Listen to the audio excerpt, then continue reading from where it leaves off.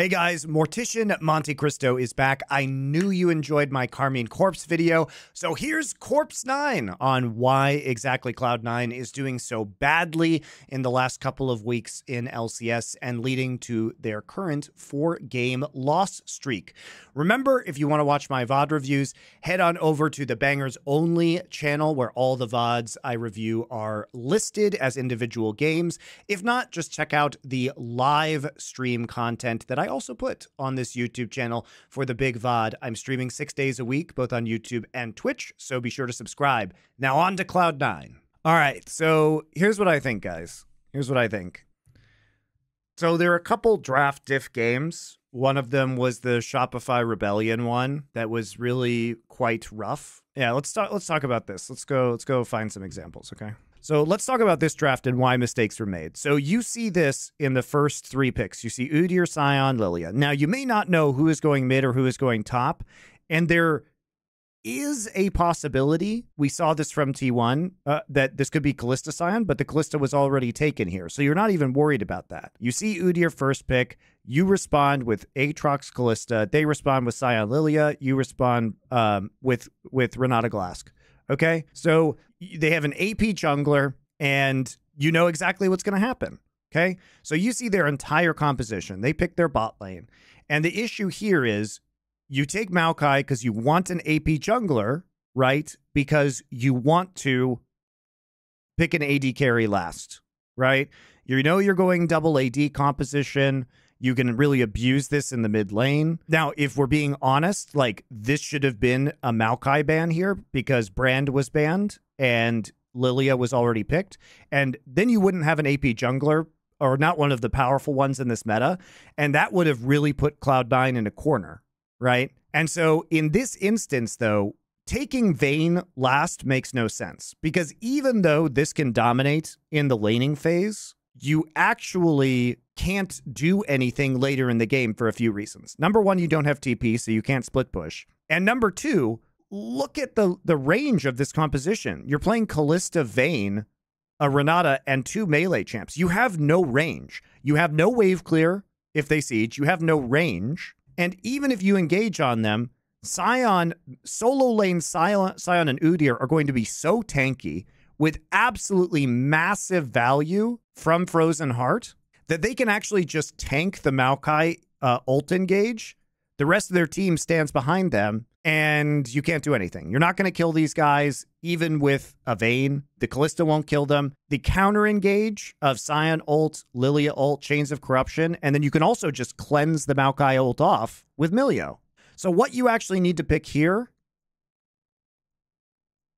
is Trist. It's a meta pick, or alternatively, if they ban Maokai, right, and you don't get an AP jungler, pick mid Kai'Sa, right? I think either of these picks is a million times better because then you have the range and the pressure. Trist, Kraken Slayer Trist, I think is the easiest answer here with Maokai. The Kai'Sa would have been a good idea for kind of more mixed damage. These are all good. Trist is better. I think Trist is the appropriate selection in this composition, and also allows you to push very effectively in the lane because as you're going to see, guys, once Insanity gets Frozen Heart, the Vayne lane is just over anyway, and then Vayne doesn't do anything for the rest of the game. Vayne cannot auto because Vayne is constantly worried about getting crowd controlled at low range. This composition, I think, is quite poor from Cloud9. And it was avoidable because, honestly, Shopify messed up their draft and they should not have taken Sion in the first rotation. And they probably shouldn't have taken Lilia either. You probably take Udyr, Varus, Milio, and then you save your surprise for later on. You ban Maokai, and then you pick Lilia, right? And you pick Sion. You pick Sion, Lilia. But even then, when Cloud9 had a chance to react, I think they didn't do it. So as you can see how this plays out, it looks like the Vayne can do stuff early. However, quick Frozen Heart for Insanity. And then you can watch the team fights where they can't actually accomplish anything. I think this draft is almost unwinnable for Cloud9 unless they get a huge lead in the laning phase through mistakes that Shopify would make. And they don't, Shopify wins. Now, the other part of this is this game. And this game is less about draft order, but very crucially, now you have to remember that historically, Blabber is 14-2 on Maokai. Now, he lost the game versus Shopify Rebellion because the draft was so horrendous, and he was very squishy because he built damage. But as we look at this game, the Lilia gets locked in. And if you're looking at this composition, you have no reliable primary engage. You are gated around Gnar ult. So you either fish long enough to get a Lilia ult off, and then hopefully you're lucky and Mega Gnar is there to follow up on, or you have to rely on Mega Gnar to engage, which is dicey. You know, it's dicey. There's a lot of disengaged tools here. You have Satchel Charge, you have Wild Growth, you have Lee Sin Kick. Udyr's going to be zoning in the front line. There is no obvious target for Orianna ball delivery either, outside of Mega Gnar. So what we see in this game is Team Liquid, first off, doing an absolutely beautiful dodge, because we ask ourselves, what are the win conditions for Cloud9 in this game? A lot of it, I think, depends on them getting a huge early game lead with this bot lane and shutting down Lulu Aphelios, which scales really well. And so what does Team Liquid do? They are constantly lane swapping. They get free objectives. They're actually using Udyr push power versus Gnar by R-maxing Udyr and then proxy farming with him, then swapping, then recalling Udyr, recalling their bot lane, swapping lanes and playing around that pressure to take objectives for free to avoid fights and to avoid any kind of bot lane getting ahead. I don't understand the Lilia. The Lilia is a strong pick in solo queue right now. Like, if I'm looking at OPGG right now, and in Korea Diamond Plus, Lilia is currently the fourth, one of the top champions with a 51% win rate, but a huge, 10% pick rate, 14% ban rate. So it's up there with Brandon Graves. So right now we see a lot of these, at least in solo queue, the farming junglers being highly successful. But it doesn't justify the Lilia pick here because you don't have any, you absolutely must have engage. And the Maokai ult would solve so many of their problems because you need to dictate precisely when the fight happens because you have to play around Mega Gnar. And if you can't force the engage when you have Mega Gnar, then you can't do anything. You can't do anything with this composition. Unless you're on the objective first, you're in Mega Gnar and they have to walk into you. But because TL is rotating better on the map and constantly has map pressure, Cloud9 is never first on the objective, right? They're never first on the objective. And so Team Liquid does a great job at playing around Mega Gnar. And they never, ever give Cloud9 a fight when Mega Gnar is up.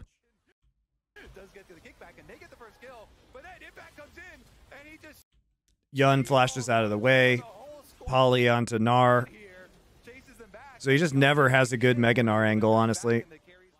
Maybe in a little bit of trouble there, but not going to be able to have quite enough damage to finish him off. Does use the ulti, and of course that Thunder Sky has kind of taken the place of that core item for at least in this season. Fudge about to mega out, but TL again just going to be looking to wait this out, then start up the dragon. The Mega Gnar timing not great from Fudge because I don't think TL's going to give you a window. Blabber's chunked low. This is already looking like it's going to be another TL dragon because now the Mega Gnar expires. You just go down, have started up, the rest of your squad. And so these kind of compositions that we've seen are just really hard to execute, or they require massive leads to translate into victories. And so why are we picking with Cloud9 compositions that don't really give them a lot of opportunity to make plays to win the game? That are either low range into massive frontline tanks, right? With no possibility of a split push and no real early pressure, that are shut down by Frozen Heart. Or we're drafting compositions that have no primary engage and no real agency on the map. And then another factor that we've seen is just cockiness. It's just, the thing about Cloud9 is that they've just been playing in a super arrogant fashion. And the drafts might be part of this arrogant fashion, but it's even just their gameplay in game. It's like they're trying to min-max, but they're failing on min-maxing. When I talk about min-maxing, like we can go back and look at the game that they lost to Immortals. And in the Immortals game, maybe they weren't taking Immortals seriously. However, The actual in-game play is JoJo getting caught out when he could do things like flash Bard ult. I think they could get at least 2 plates on top side before anyone can really get up there and respond. JoJo in trouble potentially. What? JoJo's stuck in a stasis, tries to jump away. Shockwave still hits him. Immortals trying. They don't have the damage just quite. What the fuck is JoJo doing? Because there's still 30 seconds. You know, there's some really crucial plays that lead to Immortals getting objectives extremely easily or not respecting abilities that are coming their way. And we also see, you know, frankly, like bad mechanical play.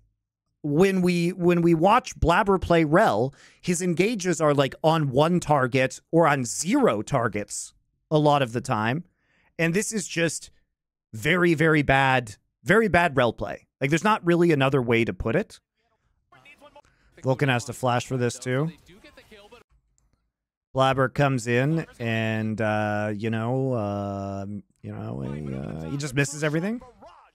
As you can see, Olay just using that trailblazer speed. Blabber's Rel engages have been really underwhelming.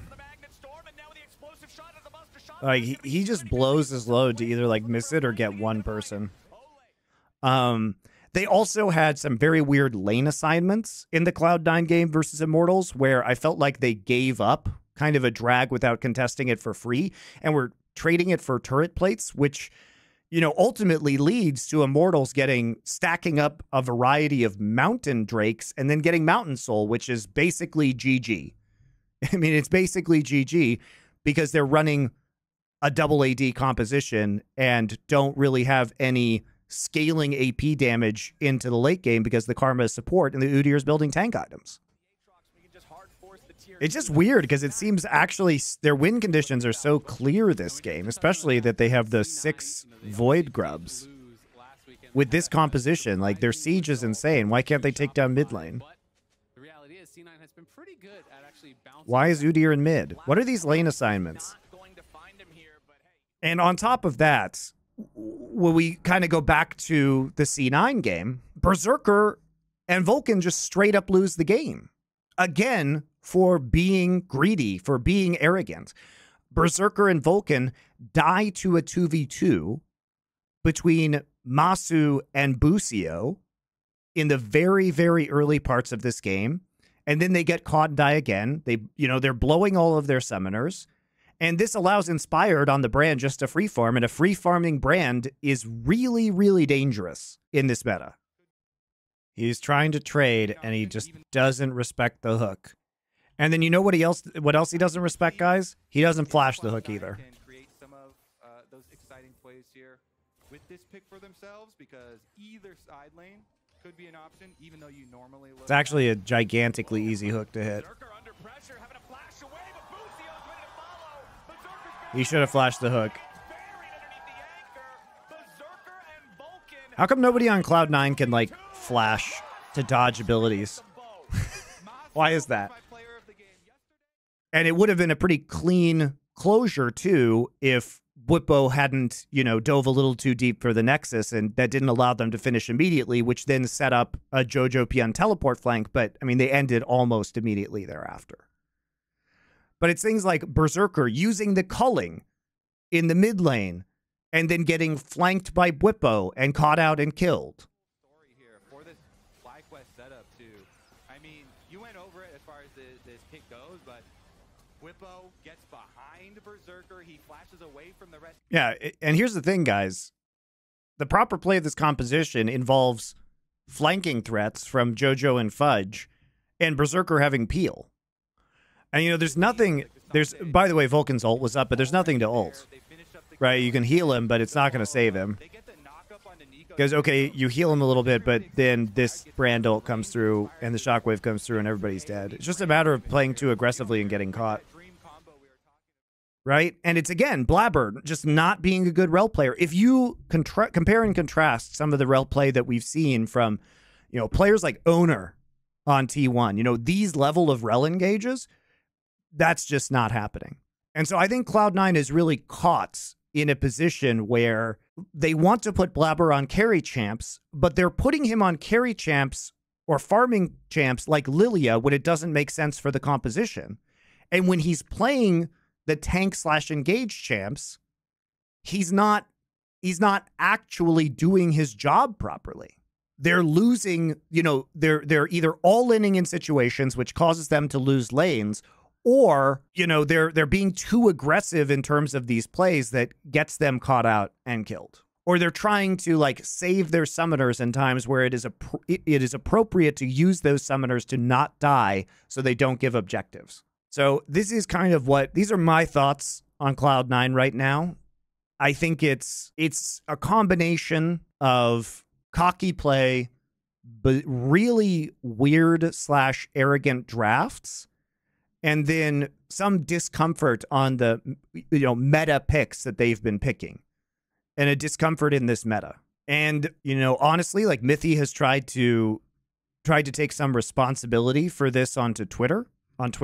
But I think the question also is like, who's the coaching team? Who's the coaches on this roster right now? Like, they have Mithy and then Vagar V2, who is remote. They literally have one coach on site and one remote coach and a sports psychologist.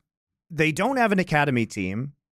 It looks like they spent all their money on JoJoPian because they don't have coaches. Like, compare this, by the way, to guys to FlyQuest, who has Nuke Duck as head coach, Arrow as a positional coach. They have Richard as a strategic coach. They have analysts. They have a scouting director, Empire, right? There are a bunch more coaches on these other teams. So I'm wondering if they actually just lack the coaching resources to get anything done on this team. You know, Team Liquid has Spawn, Reignover, Rapid Star. They have remote analysts. So yeah, I think these are all Cloud9's issues, guys. Hopefully that was helpful.